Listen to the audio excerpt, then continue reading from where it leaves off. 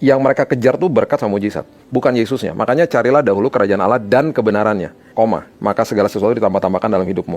Mencari kerajaan Allah dan kebenaran itu tugas kita. Segala sesuatu ditambahkan itu tugasnya kerajaan surga, bukan tugas kita. Ya. Jadi ketika kita melakukan hal itu, kata ditambahkan itu malahan artinya bisa dimultiplikasi, menjadi magnet, semuanya akan datang sendiri kepada kita. Kita ini, yang perlu kita pahami adalah begini, yang saya selalu sampaikan kepada jemaat begini, kita ini adalah pengelola, bukan pemilik. Harta, jabatan, status, apapun yang melekat sama kita, itu bukan punya kita. Mazmur 24 ayat yang pertama mengatakan, apapun yang ada di bawah langit adalah milik kerajaan surga, milik Tuhan, milik the property of heaven. Jadi apapun yang kita punya dalam hidup ini, yang kita pikir kita punya, itu hanya pinjaman yang dipinjamkan sama kerajaan surga untuk dikelola. Makanya ada Matius 25 dikatakan, diberikan talenta 5, 2, dan 1 sesuai dengan kesanggupannya. Kalau kita sanggupnya 1, sanggupnya 2, ya dititipkannya 2 dan harus dikelola. Nah, ketika kita mengerti tentang hal ini dan mengerti juga bahwa Mazmur mengatakan hidup manusia hanya 70, kalau kuat 80 tahun. Kita datang nggak bawa apa-apa, pulang nggak bawa apa-apa. Datang telanjang, pulang telanjang loh.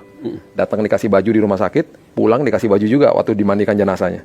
Betul-betul nggak bawa apa-apa. Jadi selama hidup ini kita harus mengerti bahwa kita ini adalah steward, pengelola, bukan owner, bukan pemilik.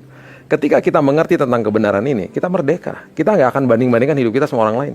Kita akan nggak ada iri hati, nggak ada kecemburuan dan lain sebagainya. Karena kita merasa bahwa oke, berarti porsi saya segini, kapasitas saya segini, saya bertanggung jawab untuk mengelola. Dan ketika saya kelola dengan baik, saya dipercaya perkara yang lebih besar. Perkara yang lebih besar pun itu punya kerajaan surga, bukan punya kita. Jadi ketika kita mengerti tentang hal ini, kita merdeka hidupnya. Kita nggak akan banding-banding sama orang lain. Dan ketika kita dapat yang kecil misalnya, dipercayakan Tuhan walaupun masih kecil, kita harus mengerti satu hal begini. Tongkat di tangan Musa nggak ada artinya. Tapi ketika bermitra sama Tuhan membelah lautan. 5 roti dan 2 ikan nggak ada artinya. Ketika bermitra sama Tuhan memberi makan ribuan orang.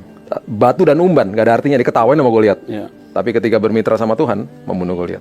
Jadi apapun yang masih kecil, yuk kita kelola bersama-sama. Itulah kebenaran. Dan mengerti bahwa dunia ini pasti ada kesengsaraan. Hidup dalam dunia yang penuh dengan dosa kok. Jadi harus mengerti tentang itu. Saya sangat suka dengan apa yang Sadrak, Mesak, dan Abednego lakukan. Itu statement yang paling dahsyat.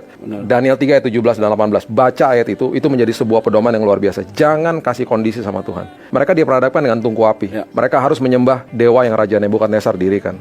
Pernyataan mereka cuma begini, kami tahu bahwa Tuhan kami sanggup menolong kami, melepaskan kami dari tungku api. Kita kalau baca di sekolah minggu kan kita udah tahu ujung-ujungnya kan disertai sama malaikat Tuhan. Mereka mana tahu, mati dibakar hidup-hidup loh. Tapi pernyataan mereka yang luar biasa, mereka katakan begini. Kalaupun tidak, seandainya tidak, kami tetap tidak akan menyembah dewa yang Raja Tuhanku dirikan itu. Dengan kata lain, apapun yang terjadi, saya tidak akan memberikan kondisi atau syarat kepada Tuhan. Apapun yang terjadi, saya tetap akan taat. Apapun yang terjadi, saya tetap akan setia sama Tuhan. Karena kedaulatan Tuhan adalah kedaulatan Tuhan. Rencana Tuhan bukan rencana saya.